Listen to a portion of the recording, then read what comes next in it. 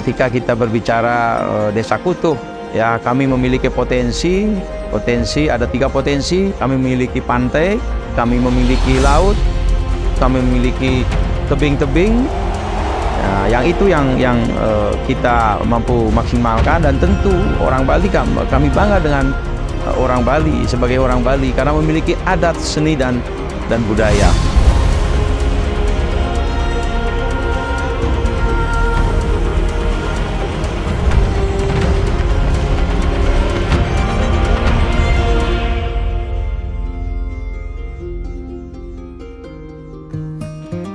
Kamu pasti pernah dengar Pantai Pandawa yang ada di Bali. Pantai dengan ciri khas tebing terbelah itu sangat terkenal karena menjadi salah satu tempat wisata pantai favorit di Bali. Tapi kamu pasti nggak tahu kalau Pantai Pandawa berada di Desa Kutuh. Ya, kamu pasti belum pernah dengar nama Desa Kutuh. Salah satu desa yang berada di selatan Bali, tepatnya di Kabupaten Badung. Mumpung aku lagi di Pantai Pandawa, gak ada salahnya aku cari tahu tentang Desa Kutuh. Mari kita mulai dari pemerintah desanya. Baik, Om Swastiastu, selamat pagi. Saya Iwayan Mudana, Sarjana Teknik, Perbekal Desa Kutuh, Kecamatan Kuta Selatan, Kabupaten Badung, Provinsi Bali. Tentu dalam hal ini dapat saya sampaikan juga, saya berasal dari Desa Kutuh yang saat ini berusia 49 tahun. Yang mana dapat saya sampaikan dengan mulai dari sejak kecil, sejak saya lahir, ini asli dari Desa Kutuh. Ketika berbicara dengan masalah rutinitas, tentu ketika saya mendapatkan mandat untuk menjadi kepala desa atau perbekal sebutan di Provinsi Bali, tentu ini banyak hal yang bisa kita lakukan. Yang pertama terkait dengan tugas-tugas tupoksi, fungsi dan tugas seorang kepala desa atau perbekal. Tentu ini kita senantiasa melakukan sebuah program-program atau langkah-langkah yang kita lakukan, bagaimana kita bersinergi dengan baik itu dengan masyarakat, berinteraksi langsung dengan masyarakat. Begitu juga dengan ketika kita berbicara terhadap tugas-tugas dengan perangkat setap, itu yang telah kita lakukan. Terutama yang sangat-sangat penting bagi kita, bagaimana kita berkomunikasi keseharian ini di luar dari jam kantor. Tentu kita rutinitas ini sangat padat, apakah itu dengan generasi mudanya, kemudian anak-anak juga ya, anak-anak generasi muda, termasuk juga yang sudah kategori 50 tahun ke atas. Nah, kemudian aktivitas rutinitas sosial ini yang sangat kita perlu lakukan, karena selama ini karena di situ akan mampu kita berinteraksi, kemudian menggali sebuah gagasan-gagasan, inovasi-inovasi, termasuk juga kritik saran ya, yang itu tentu kita gunakan untuk membangun Desa Kutuh ke depannya menjadi lebih baik. Ketika kita berbicara Desa Kutuh, asal mulanya gitu ya. Nah, ini sebuah proses yang juga cukup panjang. Kenapa demikian? Tentu ketika kita berbicara sejarah Desa Kutuh, ini tidak terlepas daripada bagaimana situasi kondisi Desa Kutuh yang dulu ya. Bagaimana Desa Kutuh dengan luasan 999,9 hektar dengan jumlah penduduk saat ini itu 5.500 jiwa, dengan kepala keluarga kurang lebih sekitar 2.500. Nah, ini dengan situasi kondisi dengan keadaan tanah yang hampir 80% itu adalah bebatuan. Jadi dapat kita bayangkan, Desa Kutuh ini adalah salah satu desa termiskin di Indonesia. Itu terjadi di 80 tahun ke bawah. Nah, jadi di situ mata pencariannya apa? Mata pencariannya adalah pertanian lahan kering yang mengandalkan air tada hujan hanya 1 tahun sekali. Bayangkan, kita mandi saja, ya. Nenek moyang kami, ya, leluhur-leluhur yang sudah tidak ada lagi, itu beliau itu mandi kadang-kadang 1 hari, ya bisa sekali dalam satu hari, bahkan bisa tidak mandi karena saking beratnya situasi air saat itu. Kemudian lambat laun ya kami memiliki potensi ada 3 potensi yang tadi sudah saya sebutkan. Salah satunya adalah SDM dengan jumlah penduduk yang berapa? 5.500. Kami juga memiliki sumber daya alam. Kami memiliki pantai, kami memiliki laut, kami memiliki tebing-tebing. Nah, yang itu yang kita mampu maksimalkan, dan tentu orang Bali, kami bangga dengan orang Bali sebagai orang Bali karena memiliki adat, seni dan budaya. Nah, dari situlah perlahan-lahan di awal 90-an kami sudah warga kami sudah mampu beralih mata pencarian. Yang pertama dari lahan kering, sekarang kami memiliki potensi rumput laut laut ya. Disitulah ada perubahan mulai di tahun 96-an ya, dengan kondisi tebing yang tinggi kurang lebih sekitar 100 meter dari permukaan air laut. Nah, itu beliau itu sampai dia turun ke bawah untuk bercocok tanam rumput laut. Nah, itulah perjalanan kenapa kami mengatakan Desa Kuto itu adalah salah satu desa termiskin ya, salah satu termiskin di Indonesia. Dulu itu ceritanya sangat menarik. Kenapa demikian ya? Karena masyarakat kami mengasih tanah secara gratis kepada orang lain, mereka itu tidak mau. Karena sudah ada berpikir, untuk apa tanah yang di bukit? Karena 80% tidak bisa kita gunakan untuk bercocok tanam, tetapi hanya untuk untuk peternakan, itu pun sapi. Nah, kemudian kembali ketika berbicara peternakan sapi, ini diperlukan dedaunan, makanan sapi kan gitu. Nah, selanjutnya ketika warga kami sudah mampu beralih mata pencarian dari pertanian lahan kering ke laut ya, sebagai petani rumput laut. Nah, disitulah ada perubahan yang sangat signifikan, bagaimana dari masyarakat kami hampir 70% masyarakat kami bercocok tanam di laut dengan rumput tani, dan hasilnya pun produksi hasil taninya itu cukup diperhitungkan ya, bukan nasional juga internasional, hasil produknya itu bagus. Kelompok tani rumput laut ini memiliki prestasi secara nasional, ada tingkat juara 1 juga. Nah, inilah membuat pejabat-pejabat dari pusat untuk datang ya, karena datang tujuannya membina, menilai, sehingga desa kami semakin terkenal ya. Kemudian di awal tahun atau sebelum tahun 2000 itu, jalan yang awalnya fungsinya ya dari tebing menuju ke laut itu, yang tadi itu tingginya kurang lebih sekitar 100 meter lebih dari permukaan air laut, fungsinya hanya untuk upacara adat, yaitu melasti yang datangnya setiap tahun. Itu awal kenapa jalan setapak itu ada. Sehingga di tahun 2011 istilahnya ketika kami Desa Kuto ini dipercaya sebagai perwakilan Bali dalam lomba tatap pemerintahan tingkat nasional, kita mendapatkan juara 2. Nah, disitulah sudah ada perubahan. Di situ ada istilahnya membelah tebing mengais dolar. Itu yang dulunya dikenal dengan Secret Beach, pantai rahasia kan gitu. Pendatang atau kemudian tamu-tamu yang secara tidak langsung mengenal pantai kami yang namanya itu Pantai Melasti, nah kemudian berubah menjadi Pantai Pandawa. Nah, disitulah perubahan yang sangat luar biasa. Kami juga tidak memprediksi pantai yang kami miliki, laut yang kami miliki, tebing yang kami miliki itu sebagai destinasi pariwisata. Kami percaya ini sebuah karma baik dari nenek moyang kami yang luar biasa. Pada akhirnya kami menikmati ini ya, jadi kami percaya itu. Tetapi ada faktor-faktor lain ya yang mungkin juga memberikan peran di situ. Jadi ada niat, ada kemampuan sehebat apapun kemampuan orang, tanpa berani melakukan sebuah tindakan, sebuah langkah-langkah yang mungkin tidak populer di masyarakat, tetapi kita punya keyakinan, kita berani melawan semua kritikan-kritikan yang tidak objektif. Kita lurus bekerja, saya yakin semuanya akan bisa berjalan dengan baik. Itu Desa Kuto. Jadi 3K itu ya, kemauan, kemampuan, dan keberanian.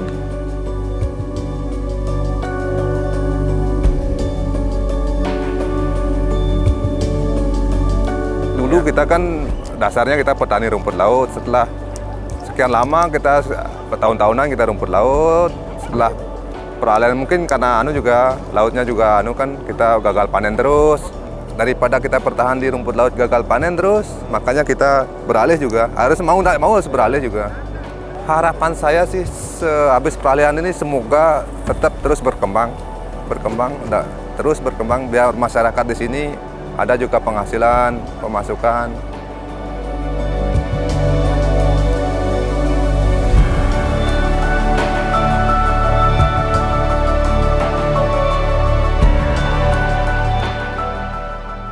Perkenalkan, nama saya Nyoman Camang, jabatan Sekretaris Desa Kutu. Nah, kemudian dari situ juga pendapatan masyarakat itu mulai meningkat, walaupun artinya menuju penuntas kemiskinan masih jauh, tetapi ada taraf pergeseran ya pendapatan di situ. Di tahun 2090 sampai ke 2000 ini masyarakat mulai beralih profesi, satu sebagai buruh bangunan, kedua sebagai karyawan swasta, terutama di hotel, ya perhotelan, walaupun tidak banyak, tetapi sudah mulai mengarah ke situ. Jadi bisa dibilang tingkat perekonomian masyarakat ini sudah ada perkembangan di situ. Fase selanjutnya itu dari 2000 sampai 2011, disinilah baru bisa dilihat perkembangannya yang cukup signifikan. Ya, 2000 ini kebetulan kita mulai merintis desa, ya, dari menjadi desa persiapan, kemudian tanggal 12 Maret 2002 itu kita sudah bisa definitif. Dari situ, karena desa sudah definitif, di situ ada tuntutan baik itu dari pemerintah daerah dan masyarakat bagaimana kita memolakan pembangunan untuk mempercepat artinya proses perkembangan di desa, terutama mengarah ke ekonomi. Ya, jadi bisa dipertanggungjawabkan lah itu. 2011 itu kejadiannya. Kemudian di situ juga mengantarkan kita sebagai salah satu desa yang berprestasi, kemudian bisa meraih juara 2 tingkat nasional, ya. Itu berkah. Kemudian dari situ itu yang memotivasi kita kembali. Kemudian infrastruktur kita perbaiki. Kemudian pertanian rumput laut masih eksis sampai 2011 itu. Cuma setelah 2011 itu ada pergeseran masyarakat dari petani rumput laut ke pariwisata yang disebabkan ya adanya ini ternyata pertanian ini berkah ini tidak ada fase-fase, barangkali apakah sudah diatur seperti itu oleh yang di atas, kita tetap syukuri. Jadi 2011 itu pertengahan sampai ke 2012 akhir itu pertanian rumput laut ini selalu mengalami gagal panen. Di situ masyarakat bahu-membahu. Jadi itu yang kita syukuri, jadi masyarakat memberikan dukungan walaupun waktu kita merintis jalan itu barangkali banyak masalah yang kita hadapi, kita maklumi. Karena mereka juga belum tahu tujuan akhir kita apa. Karena masyarakat yang dari petani ke pariwisata ini tidak gampang juga. Ya. Di pariwisata dibutuhkan satu kemampuan komunikasi, bahasa, ya, penampilan dari penemu rumput laut itu yang biasa berbahasa-bahasa ini sudah penampilan harus dirubah. Kalau tidak demikian gimana pengunjung bisa tertarik dengan kota dengan kita kan itu. Nah itu kami setelah beralih pariwisata 5 tahun kemudian itu kita evaluasi, ternyata ini alam menseleksi masyarakat ya yang tidak mampu, mereka sudah mundur. Nah ini sebenarnya masih kita jaga, masih kita ingin kembalikan mereka agar kembali bisa jadi petani yang nanti bisa pada kasus pertanian ini kita juga jual ya sebagai salah satu unggulan pariwisata yang kita miliki. Nah tapi kita optimis di Kutu, kita karena melalui komunikasi tentu ini juga akan bisa membentuk mindset masyarakat ya. Nah intinya disitulah kita perlu ada kesabaran ya untuk artinya melayani masyarakat, membimbing masyarakat ya tanpa dengan mengenyampingkan kepentingan pribadi gitu. Nah kemudian pemerintah desa ini juga membuka pembinaan pelatihan bahasa. Tapi masyarakat kadang-kadang ini tidak menyambut terlalu antusias. Karena mungkin mereka berkomunikasi setelah di lapangan ini, cukuplah, paslah bahasa segitu aja sudah bisa mengcover. Barangkali seperti itu. Tapi pembinaan untuk ini ke depan kita masih tetap ya. Cuma karena memang kita di pemerintah desa ini setelah 2014 itu menyerahkan sepenuhnya pengelolaan itu kepada desa adat. Kemudian ada badan usaha yang mengelola di situ, itu kita berikan tugas bagaimana mereka mampu untuk memberikan pembinaan, apakah dari segi SOP itulah tadi, bagaimana melayani tamu, menyambut tamu, kemudian berkomunikasi. Kalau bisa bukan hanya satu bahasa, ya. Jadi situ karena pengunjung kita ini kan banyak nih, ada Cina, ya, Korea, ya seperti itu. Tapi yang bahasa umum yang bisa dipakaikan bahasa Inggris ya di situ. Nah sekarang ini sudah tersortir, yang tidak mampu bahasa mereka sudah ngambil pekerjaan yang lain, atau barangkali mereka sekarang sudah memasuki usia lansia, kan sudah saatnya mereka tinggal di rumah, mau cucu barangkali gitu. Jadi anak-anak ini sudah menjadi regenerasi. Itulah mereka harus sudah mempersiapkan diri. Ya, harus ada perubahan. Karena pariwisata ini tidak bisa kita stagnan begitu, ya. Persaingan ini sangat-sangat kompetitif sekali, ya. Kita punya inovasi besar terkait dengan pariwisata Pandawa ini. Ini tetangga desa induk kita juga termotivasi dari situ, mereka buat bisa, walaupun mungkin dari segi keasrian tempat, keluasan wilayah, kawasan itu tidak seimbang dengan kita, masih lebih kecil, tetapi mereka, karena mereka baru artinya tumbuh setelah kita, jadi masalah yang kita hadapi di situ apa, mereka bisa cermin dari situ, bisa mereka meluncurkan yang lebih baik gitu. Maka dengan demikian ini kita kan setelah ada persaingan ini kita harus mampu juga berinovasi. Ya.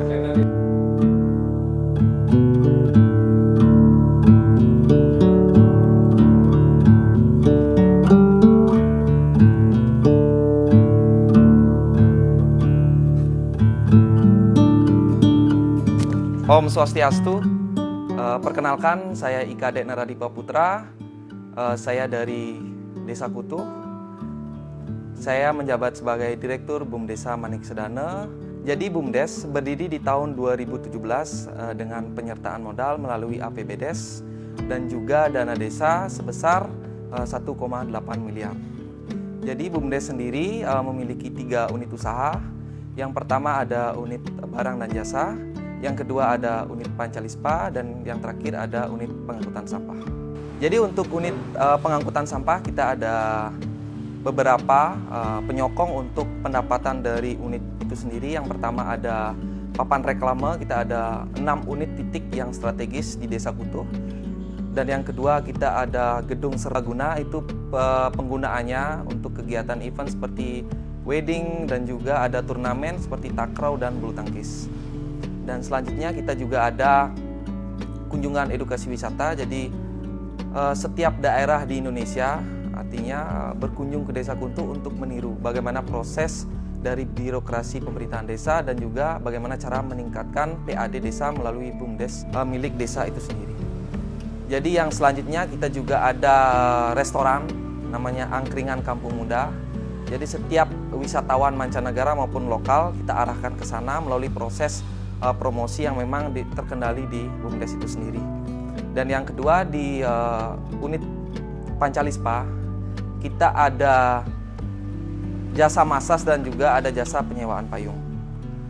Jadi dari target yang kita dapat dari Pancalispa adalah wisatawan mancanegara dan juga lokal. Yang terakhir kita ada pengangkutan sampah. Kita di unit pengangkutan sampah bekerja sama dengan lembaga desa seperti PKK, LPM, dan Karang Taruna. Bagaimana kita mengedukasi masyarakat agar proses pengolahan sampah itu terintegritas dan juga tertata, baik itu dari non-organik dan juga organik. Jadi dari keseluruhan unit, yaitu mencakup 3 unit, kita mempekerjakan sejumlah 25 orang. Itu semua tenaga adalah tenaga dari warga masyarakat Desa Kutuh. Jadi dari 500 juta itu sendiri, 40% itu kembali lagi menjadi PAD atau pendapatan asli daerah, dan 35% untuk cadangan modal, kembali lagi untuk operasional kegiatan BUMDesa itu sendiri, dan untuk 15% itu digunakan untuk jasa operasional, dan yang terakhir 5% untuk dana pendidikan dan dana sosial. Dampak dari adanya BUMDes itu sendiri, yang pertama, kita sudah setiap tahun sudah menentukan adanya dana sosial. Jadi dana sosial kita gunakan untuk kegiatan agama berupa pemberian dana seperti uang tunai, seperti kegiatan pernikahan, acara potong gigi yang ada di Bali, dan juga acara kematian. Itu murni artinya hasil dari kontribusi masyarakat dengan berbelanja di BUMDes, dan ujung-ujungnya akan kembali ke masyarakat itu sendiri. Dan yang kedua, kita juga ada unit pengangkutan sampah. Jadi bekerja sama dengan lembaga PKK, sampah plastik itu kita beli. Jadi sampah yang dihasilkan oleh masyarakat dan juga kita yang membeli berakhir juga masyarakat dalam bentuk uang. Jadi selanjutnya untuk di unit barang dan jasa kita juga mempermudah masyarakat kita.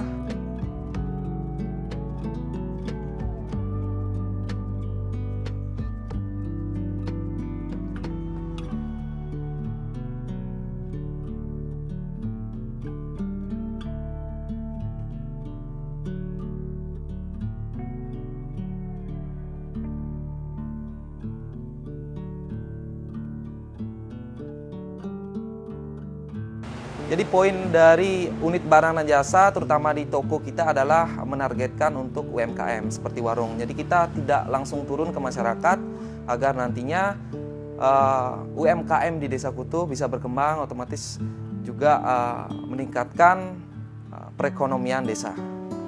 Jadi proses untuk pendaftaran dari UMKM masyarakat itu sangat mudah, kita permudah dari BUMDes.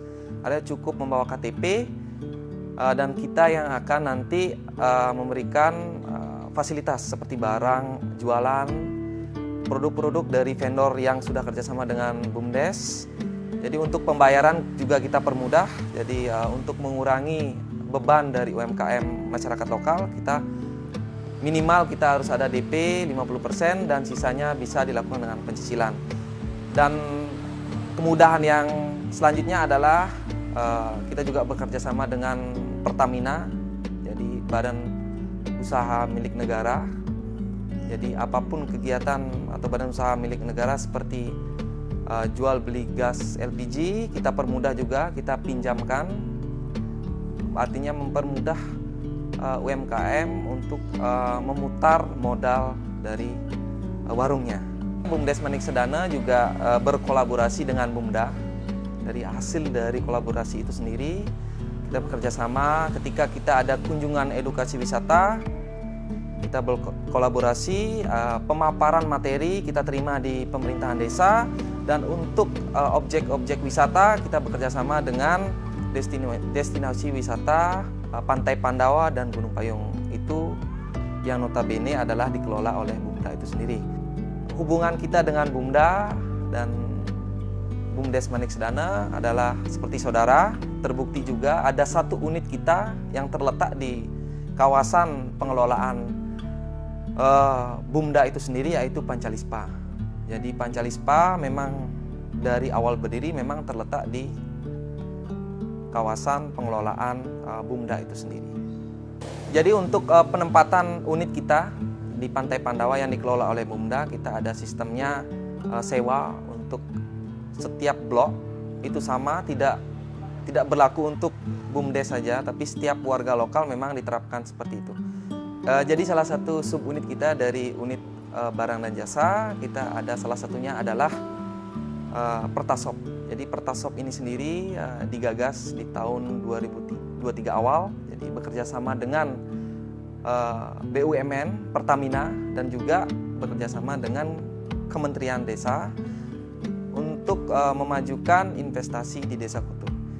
Jadi progres dari Pertasop itu sendiri jadi sudah hampir mencapai 90%. Untuk grand opening itu sendiri, alhamdulillah di Desember ini kita ada pembukaan langsung dibuka oleh kementerian dari Pertasop itu sendiri. Jadi dari Pertasop itu sendiri kita juga tidak hanya menjual bahan bakar yang non subsidi, jadi kita bekerja sama dengan bank daerah untuk membuat anjungan tunai mandiri. Dan yang kedua, kita juga ada kerjasama dengan beberapa vendor yang kita sudah menjadi rekanan. Kita akan membuat minimart dengan zero pembiayaan. Jadi nanti sistemnya kita ada konsinyasi dengan beberapa vendor. Itu tujuannya untuk menjadi role model pengembangan BUMDes tanpa modal.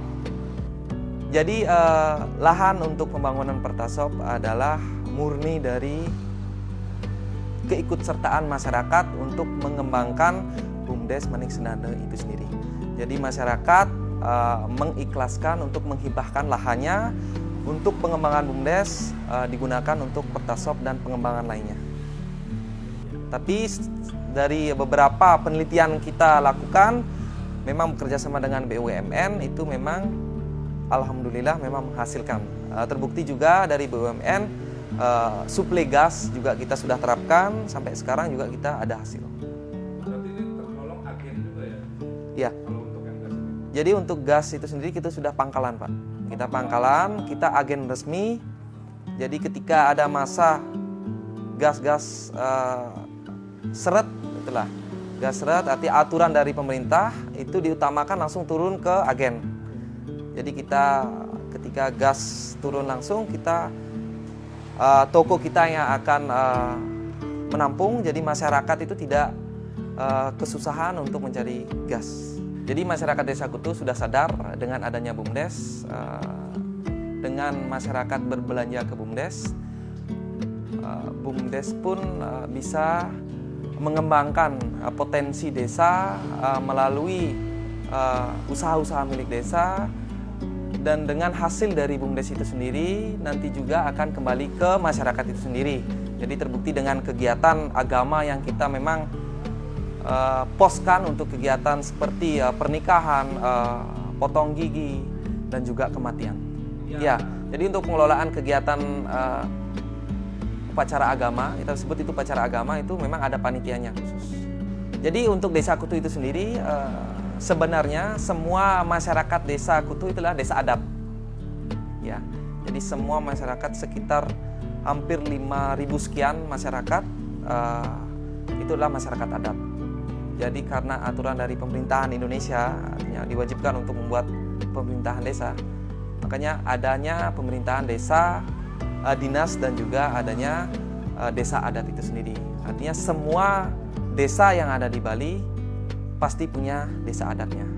Jadi selain kontribusi BUMDesa Manik Sendana kepada pemerintahan desa melalui PAD atau pendapatan asli daerah, jadi ada juga kegiatan dari pemerintahan desa, yaitu ulang tahun desa. Kita support melalui vendor yang kita ajak kerjasama. Jadi HUT desa kita laksanakan di lapangan desa. Jadi kita mengundang masyarakat untuk ikut euforia lah untuk bangkitnya Desa Kutuh, artinya dengan bertambahnya usia dan berkembangnya Desa Kutuh melalui perekonomian yang disalurkan dan dikelola oleh badan usaha BUMDA dan juga BUMDes Manik Sendana itu sendiri. Harapan saya sebagai perwakilan dari BUMDes, jadi untuk Desa Kutuh, semoga Desa Kutuh semakin maju dan juga semakin menjadi role model dari desa se-Indonesia.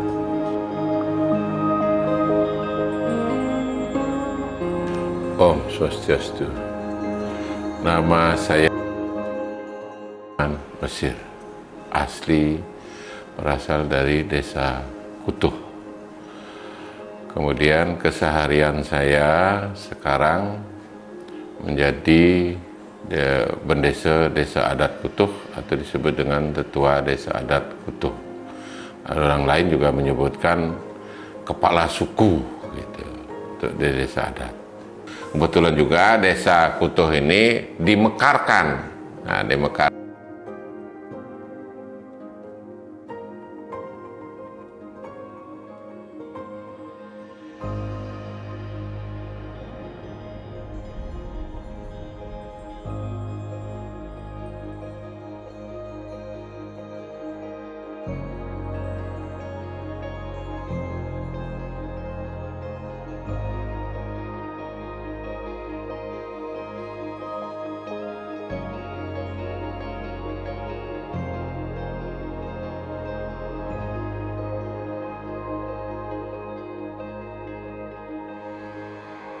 Pada waktu kita akan mengarah ke pariwisata, baru dari Karang Taruna pada waktu itu untuk memancing masyarakat.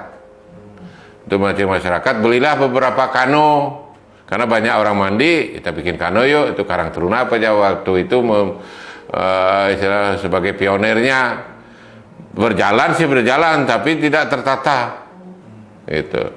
Dan saya sendiri, karena masih rumput lautnya masih banyak nih. Main kano, tapi kan banyak patok-patoknya di bawah nih. Itu bahannya bukan kayu, besi nih. Kalau sedikit tergores saja udah luka. Nah, saya bebaskan nih tempat yang petani rumput laut ini luas sedikit, sebanyak 21 pemilik petani rumput lautnya yang itu saya bongkar. Dibongkar itu dia minta duit. Saya mau pindah, mau ngosokkan itu dengan catatan harus dapat duit. Itu sampai saya mengeluarkan duit pada waktu itu, uang pribadi juga 21 juta Pak, untuk 21 petani itu. Baru dibongkar Pak. Dari petani rumput laut, kita kemana dipindahkan orang-orang ini, petani ini? Mereka kan punya gudang-gudang rumput laut nih. Itulah kita pakai untuk warung-warung mereka. Dari sana lah, dia kan udah tertata nih, kita kasihkan, baru kita masuk. Karena kita di pariwisata, awalnya turis-turis itu yang banyak, belakangan baru ada domestiknya itu. Ya mencoba dari bahasanya ngumpul-ngumpul dikit-dikit ya, ngapalin dikit, misalnya pisang apa, banana. Makanya aneh-aneh, saya sendiri nggak pintar bahasa Inggris, tapi sekarang orang-orang itu udah bisa lah bahasa Inggris, karena lihat dari pendidikan cukup SD, tapi dia udah menguasai untuk jualannya. Itu dia belajar sendiri, dan dari Bumda juga melakukan pelatihan-pelatihan untuk bahasa Inggris, utamanya untuk satpam, untuk karyawan di Bumda. Karena begitu saya selesai di kepala desa, saya arahkan pengelolaan itu ke desa adat yang lola.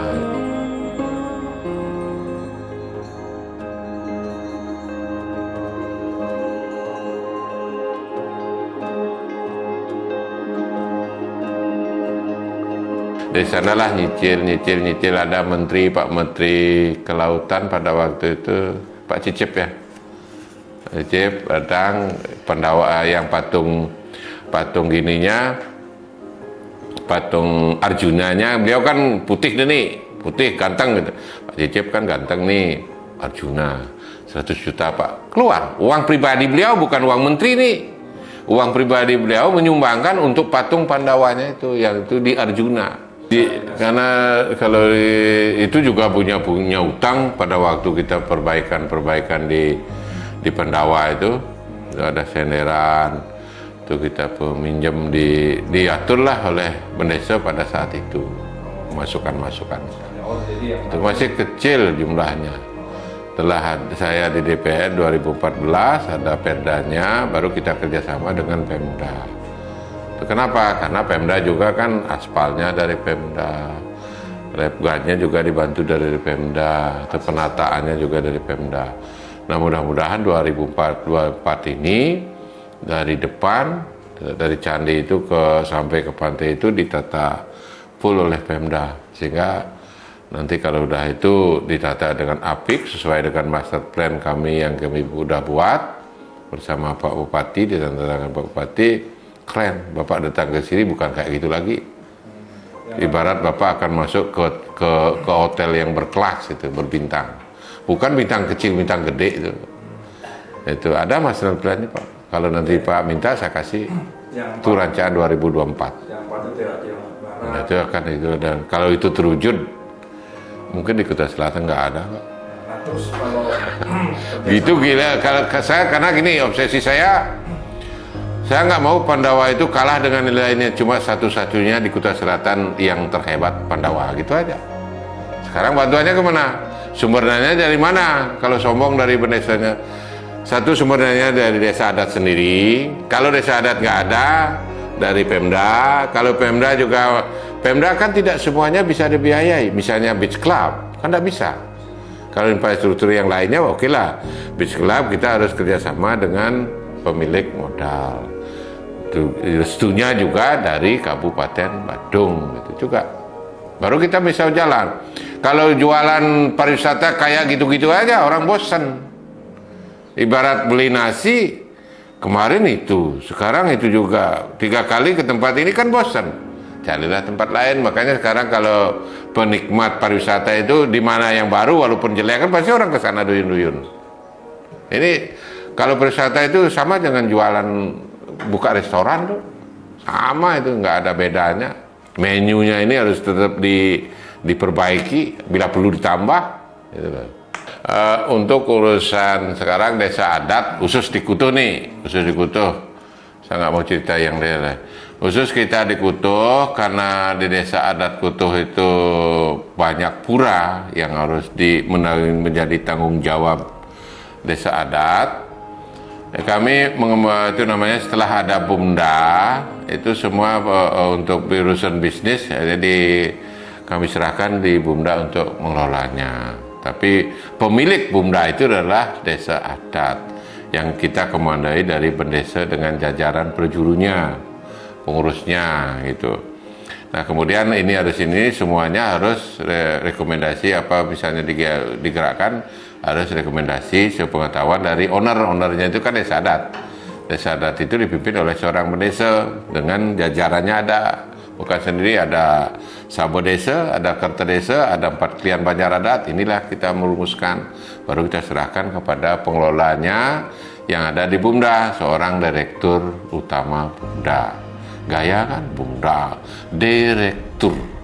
Kemudian baru di bawahnya ada manajer. Nah seperti itu. Nah Sungkara juga kalau tidak ada itu capek kita. Nah dari sanalah hasil dari sana baru akan di sekian persennya masuk ke desa adat. Inilah yang akan dikelola dana ini oleh desa adat.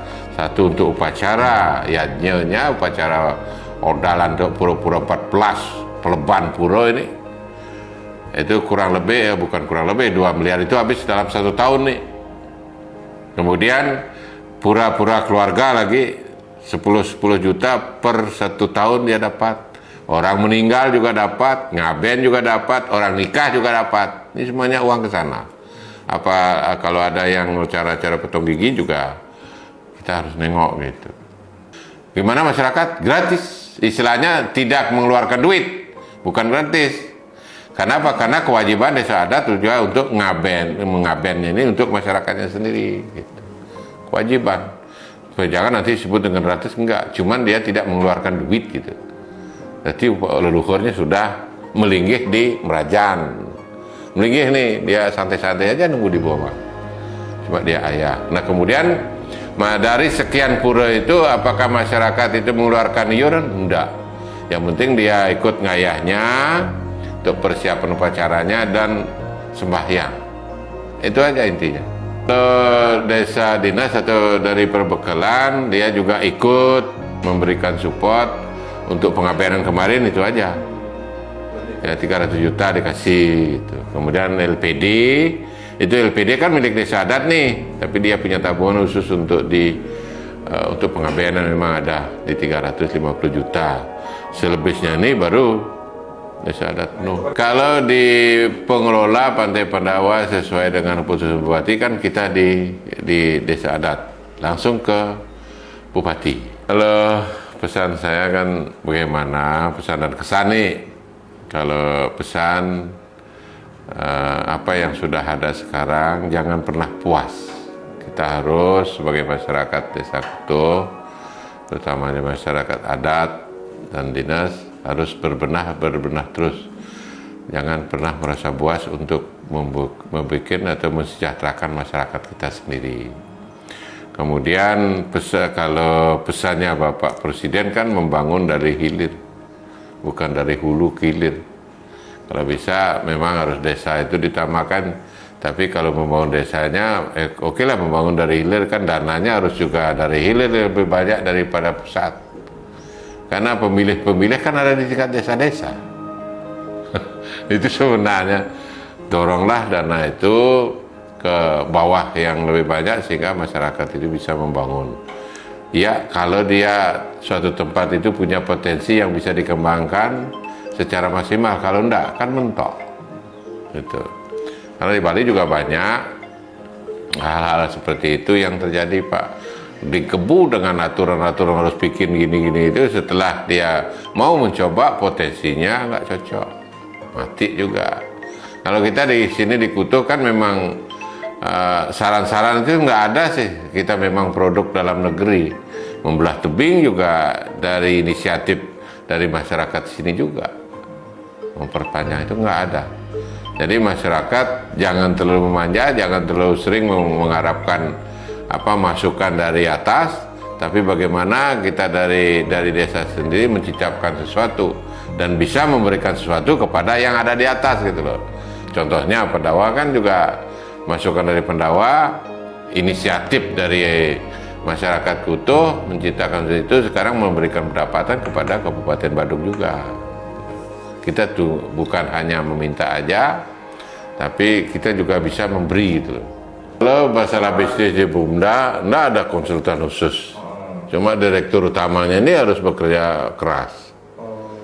Kemudian misalnya ini, kita bergerak di pariwisata. Kan kita punya destinasinya, DTW-nya, tujuan wisata. Dia harus, orang direktur itu harus kerjasama dengan bagaimana mendatangkan tamu, travel agent. Ini nggak bisa diputuskan. Apakah cukup dengan dinas pariwisata? No. Makanya setiap tahun pada saat bulan puasa ada istilah buka puasa bersama. Bukan di sini, Pak. Ada di Surabaya. Yang di sini ke Surabaya, ngumpulin travel di sana. Itu kemudian ke Solo, ke Jogja, gitu. Kalau enggak itu dilakukan, ditinggal kita. Kemudian bagaimana aturannya untuk atur di sana gitu. Kalau nggak bisa kita main, ditinggal. Jemput bola. Kalau kita hanya mengandalkan dinas pariwisata, enggak. Kita harus punya inisiatif sendiri. Itu jualan untuk pariwisata. Sama dengan hotel-hotel itu kan sama juga, harus jemput bola dia. Nggak ada tamu datang ocong-ocong, enggak. Kalau kita kan apalagi dengan medsos segala macamnya ini, ada di TikTok, ada di udahlah gitu semuanya. Wah, ternyata pemerintahan desa di Bali sangat unik ya. Dengan sistem 2 kepemimpinan, mereka tetap dapat mengelola desanya dan membagi tugas masing-masing dengan tujuan yang sama, yaitu untuk mensejahterakan masyarakatnya. Semoga kedepannya tetap berjalan dan Desa Kutuh lebih maju lagi.